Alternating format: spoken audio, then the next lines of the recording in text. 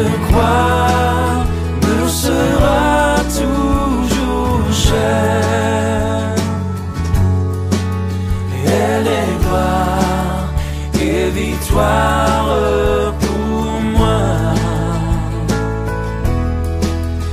Et par elle, en la maison du Père, la couronne est offerte à ma foi.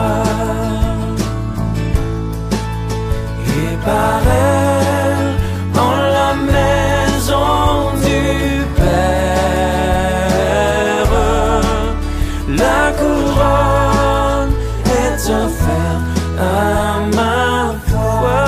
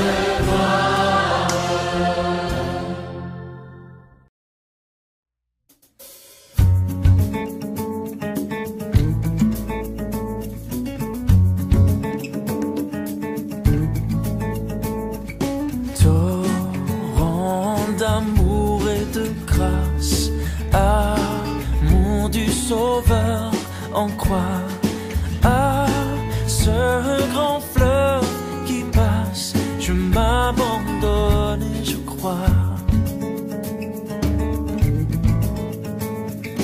à que partout se répand ce fleuve à la grande voix, que tout l'univers l'appel qui vient de la croix. Je crois à ton sacrifice, ô Jésus, agneau de Dieu, et couvert par ta justice, j'entrerai dans le saint lieu.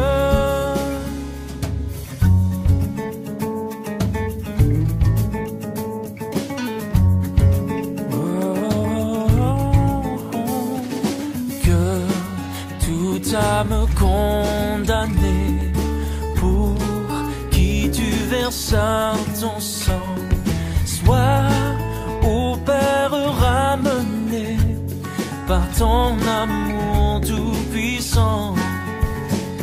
Oui, je crois à ton sacrifice, ô Jésus, agneau de Dieu, et couvert par ta justice, j'entrerai dans le saint lieu. Oh, oh.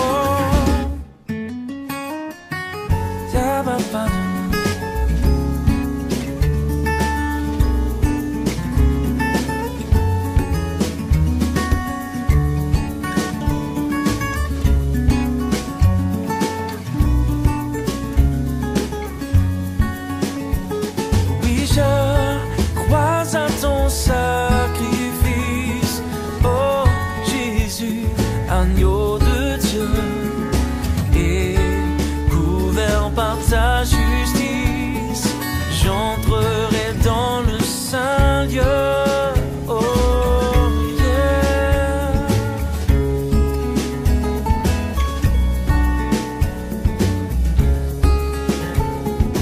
Et couvert par ta justice, j'entrerai dans le saint lieu.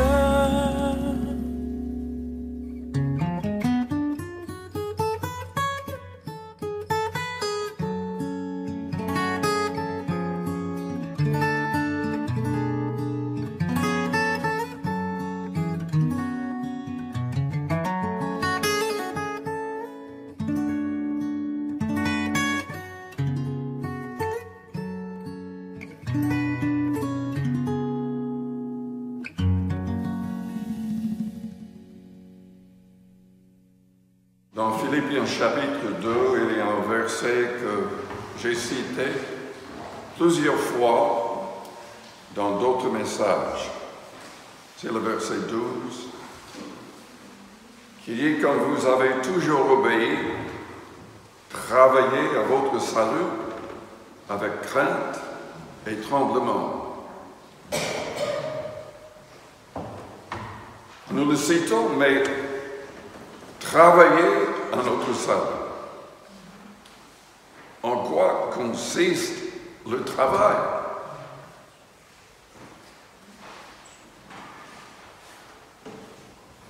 La Bible dit que sans la sanctification, personne ne verra le Seigneur.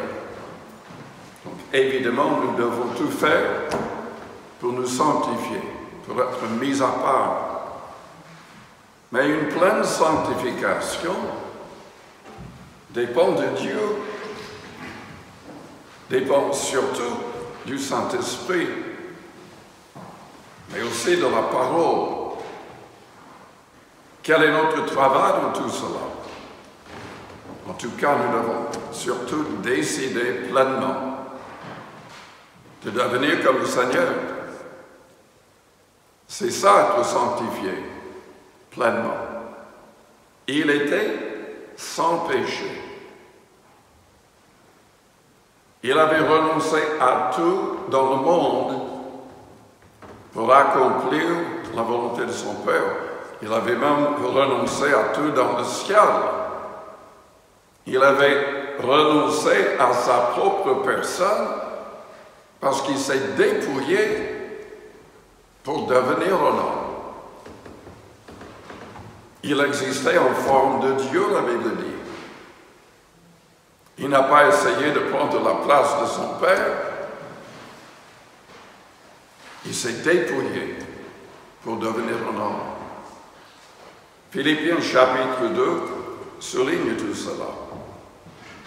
Et le verset 12 commence avec les mots « Ainsi, mes bien-aimés, comme vous avez toujours obéi, travaillez à votre salut avec crainte et tremblement. » En quoi consiste notre travail? Plusieurs choses sont déjà mentionnées dans ce passage, c'est-à-dire à partir du verset 1er jusqu'au verset 16. Si donc il y a quelque consolation en Christ, s'il y a quelque soulagement dans la charité, s'il y a quelque union d'esprit, s'il y a quelque compassion et quelque miséricorde, rendez ma joie parfaite, ayant un même sentiment, un même amour, une même âme, une même pensée.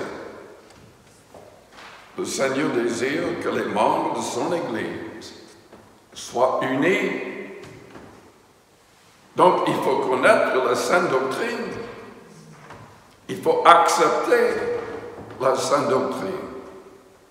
Il faut dénoncer ce qui est faux. Et il y a de plus en plus de faux dans le contexte du monde, le monde de l'Église. Nous avons besoin de l'aide du Saint-Esprit. Nous avons besoin de marcher humblement avec le Seigneur. Et nous sommes obligés de reprendre. Mais on doit le faire avec douceur et respect. Notre travail, c'est de ne pas injurier, de ne pas maudire, mais de bénir.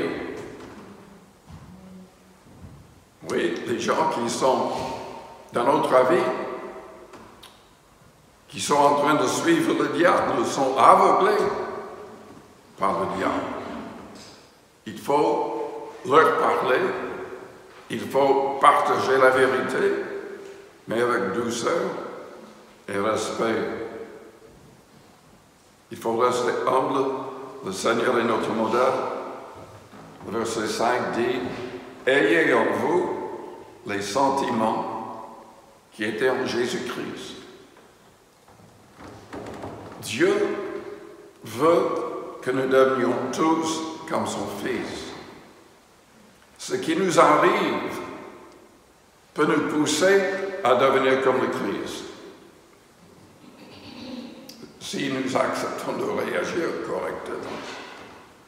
2 Corinthiens chapitre 3 nous dit que si nous laissons la place au Saint-Esprit, nous pouvons être transformés dans l'image du Seigneur Jésus-Christ, de gloire en gloire. 2 Corinthiens 3, verset 17. Le Seigneur, c'est l'Esprit. Et là où est l'Esprit du Seigneur, là est la liberté. Nous tous qui le visage découvert, contemplons dans un miroir, comme dans un miroir, la gloire du Seigneur. Nous sommes transformés en la même image, de gloire en gloire, comme par le Seigneur, l'Esprit. Mais évidemment, ce n'est pas automatique. C'est à nous. Notre travail consiste à prier, à louer, à chercher la plénitude de son esprit chaque jour. Acte 1, verset 8, vous recevrez une puissance, le Saint-Esprit, survenant sur vous, et vous serez mes témoins. Voilà une autre partie, une grande partie de notre travail. Et bizarrement, ce que Paul a dit à Timothée correspond à l'idée de travailler.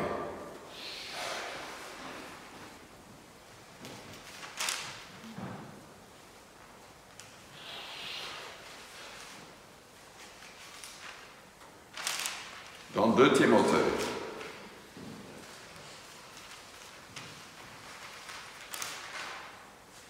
excusez-moi, c'est 1 Timothée chapitre 4, verset 12, 10. Nous travaillons, en effet, et nous combattons, parce que nous mettons notre espérance dans le Dieu vivant, qui est le sauveur de tous les hommes, principalement des croyants. Déclare ces choses, enseigne-les, que personne ne méprise ta jeunesse, mais sois un modèle pour les fidèles, en parole, en conduite, en charité, c'est-à-dire en amour, en foi, en pureté, jusqu'à ce que je vienne. Applique-toi à la lecture, à l'exhortation, à l'enseignement. Ne néglige pas le don qui est en toi et qui t'a été donné par prophétie avec l'imposition des mains de l'assemblée des anciens. Occupe-toi de ces choses. Donne-toi tout entier à elle, afin que tes progrès soient évidents pour tous. Veille sur toi-même et sur ton enseignement. Persévère dans ces choses, car en agissant ainsi, tu te sauveras toi-même et tu sauveras ceux qui t'écoutent. Plus on travaille pour le Seigneur, plus on témoigne, plus on prie pour les autres, plus on aide les autres, plus nous sommes en sécurité nous-mêmes.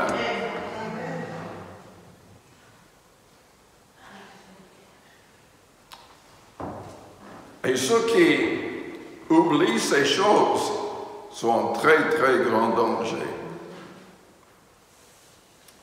Vous n'avez qu'à lire l'Apocalypse chapitre 3. Le Seigneur parlait à l'église de Laodicée. Qu'est-ce qu'il lui a dit? Il disait que se présentait comme étant une église vivante. Mais en fait, les membres étaient morts spirituellement. Et il a dit, parce que tu es tiède, je te vomirai de ma bouche. Nous ne pouvons pas être paresseux, spirituellement parlant. Nous devons travailler pour le salut des autres. Et en le faisant, nous nous trouvons en sécurité. Évidemment, de toutes les manières, la prière, le Seigneur a dit, l'esprit est bien disposé, mais la chair est faible. Veillez et priez, afin que vous ne tombiez pas dans la tentation. Mais il nous invite, il nous appelle à prier pour tous. La prière de notre Père, c'est pour tous. Délivre-nous du mal. Et Jean a dit dans 1 Jean 5, verset 16, si nous voyons un croyant qui est toujours lié par le mal, c'est à nous de prier et d'intercéder pour que ce croyant soit délivré afin que Dieu lui donne la vie. Nous ne pouvons pas rester liés par le mal, par des habitudes mauvaises qui sont contre la volonté du Seigneur. Et nous devons prier les uns pour les autres. Évidemment, la Bible dit aussi dans Jacques 5 que s'il est malade, nous devons prier les uns pour les autres. Et si nous sommes malades nous-mêmes, et nous croyons que c'est lié à quelque chose que nous avons fait ou dit, il faut le confesser. Confessez vos péchés les uns aux autres, priez les uns pour les autres, afin que nous soyons guéris.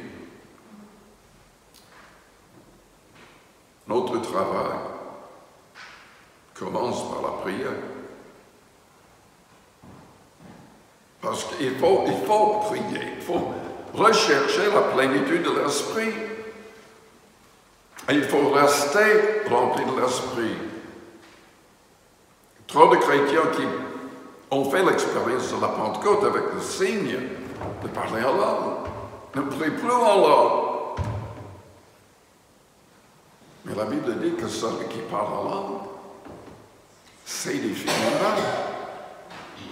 Si vous n'avez toujours pas fait cette expérience, mais priez, louez, jeûnez, faites tout pour recevoir, faites tout pour rester rempli de l'Esprit. Car selon Corinthiens 14, ce n'est pas simplement le fait que nous nous édifions. Le début et aussi Romains 8 indique que quand nous prions en langue, le Saint-Esprit intercède. Parfois, nous ne comprenons même pas ce qui se passe. Je vous ai parlé une fois de cette femme dans l'État d'Ohio, aux États-Unis. Elle a été réveillée dans la nuit. Dieu lui donne une vision d'un homme et de sa famille en grave danger de mort. C'était sur le champ missionnaire. Elle ne connaissait pas cette famille. Mais elle a commencé à prier en langue toute la nuit jusqu'à ce que Dieu lui donne la paix. 2 ans après, l'homme dans cette histoire prêchait dans son église. C'était Lester Sumrall qui a été utilisé pour de très grandes églises, bâtiments d'églises, soient construits. Une église de 10 000 aux Philippines, 3 000 au Brésil, 2 églises de 1 000 aux États-Unis. Je crois qu'il était en Taïwan avant sa mort. Mais elle n'était pas certaine que c'était cet homme qu'elle avait vu dans sa vision. Elle croyait, s'est avancée, et il a expliqué en détail comment le Seigneur avait agi pour les protéger. C'est un mystère tout ça. Mais quand on prie en langue, le Saint-Esprit intercède au travers de nous. Et je crains que nous ne prions pas assez en langue. L'apôtre Paul prie énormément en d'autres langues. Il a dit carrément dans Corinthiens 14, « Je rends grâce à Dieu parce que je parle en langue plus que vous tous. » Il s'adressait aux responsables, à l'église de Corinthe. Là où il y avait quand même beaucoup de parler en langue dans les réunions, en fait trop. Parce que Paul a dit, mais ne parlez pas en langue dans les réunions à l'église, à moins de pouvoir l'interpréter pour que l'église en soit édifiée. Évidemment, il y a l'exception quand on prie, pour que les gens soient baptisés pour la première fois. Mais dans les réunions normales, on ne devrait pas prier en langue. À moins qu'il s'agisse d'en parler en langue que vous allez traduire et que vous avez la certitude de cela. Sinon, il faut rester dans le silence. Mais dans son recueillement personnel, en voyage et partout, et même à l'église, si c'est dans votre cœur, vous pouvez prier là. Paul disait, je rends grâce à Dieu de ce que je parle en langue plus que vous tous, mais pas dans l'église. Et combien d'églises est-ce qu'il a commencé? Combien de miracles est-ce qu'il a expérimenté? Parce qu'il dépendait pleinement du Saint-Esprit. Si vous n'avez pas encore fait l'expérience de Pentecôte, cherchez sa face, louez, adorez. Ne soyez pas content de votre vie en Christ si vous n'avez pas encore fait cette expérience. Et si vous avez déjà fait cette expérience, est-ce que vous parlez toujours en langue? Est-ce que vous permettez que le Saint-Esprit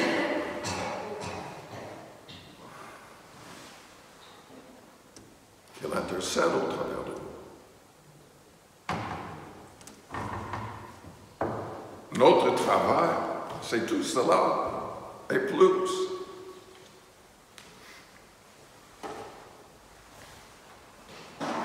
Je reviens à Philippiens, chapitre 2.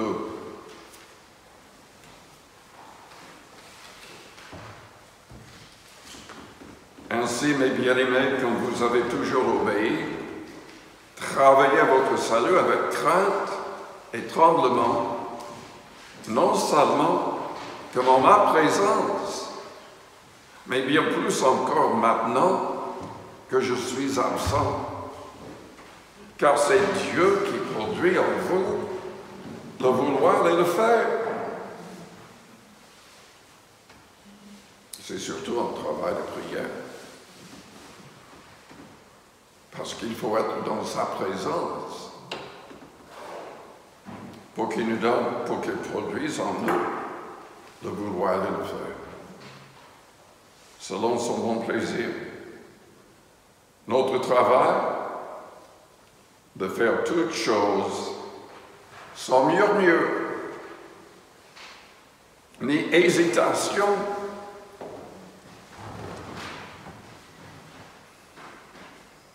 quand il était lié de chair,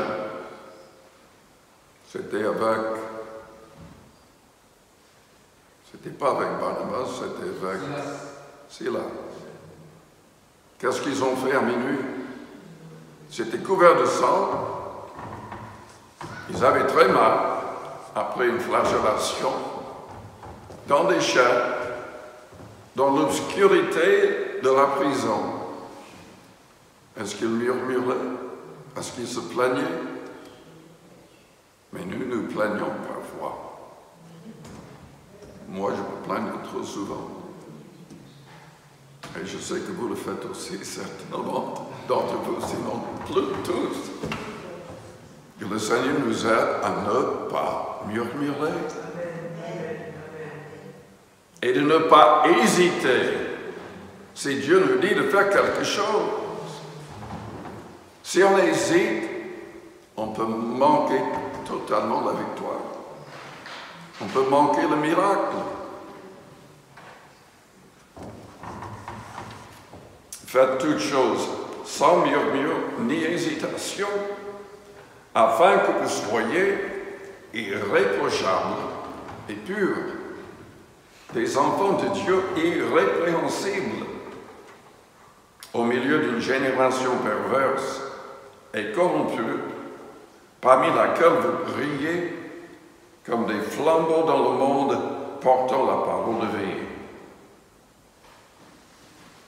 Notre travail, c'est d'être saints, pur de cœur et de vie, portant la parole de vie devant tous. Notre travail, c'est de demeurer en Christ et d'avoir sa parole demeurant en nous. c'est-à-dire engagé chaque jour.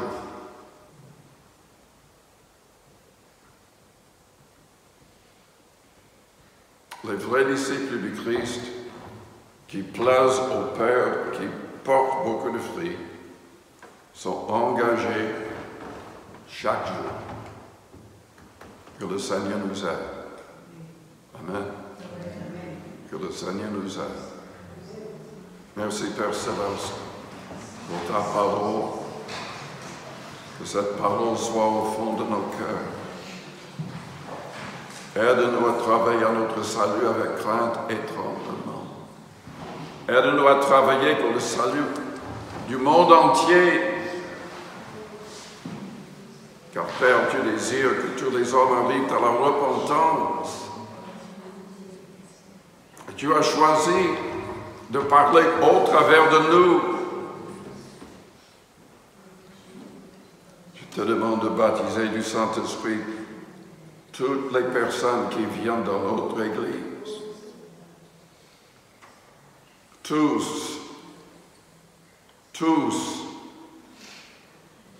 tous soient des gagnants d'âme.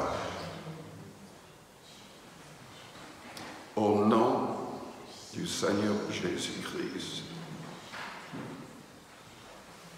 Élevez votre voix et demandez cela dans la prière aussi.